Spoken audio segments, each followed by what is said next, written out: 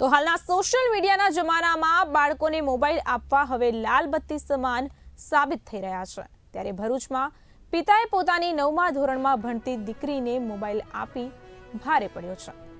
વિદ્યાર્થીને મોબાઈલમાં social media થકી એક યુવક સાથે પરિચય થયો હતો। ત્યારબાદ યુવકે સગીરાને એક્ટિવા પર બેસાડી નવા સિટી સેન્ટરના પગથિયા પર લઈ જઈ શારીરિક અડપલા કર્યા હતા।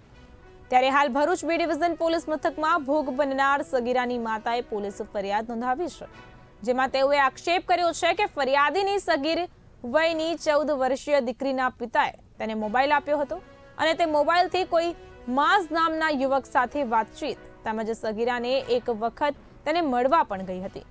ત્યારબાદ યુવક દુબઈ જવાનો હોવાથી ફરી સગીરાને મળવા માટે મેસેજ કર્યો હતો અને મળવાના બહાને યુવકે શારીરિક અડપલા કર્યા હતા। અત્રે ઉલ્લેખનીય બાબત એ પણ છે કે જે વાલીઓ પોતાના બાળકોને ફોન આપતા હોય તો બાળકો મોબાઈલનો સદુપયોગ કરે છે કે દુરુપયોગ તેનો ખ્યાલ રાખવો પણ માતા પિતાની જવાબદારી બની છે।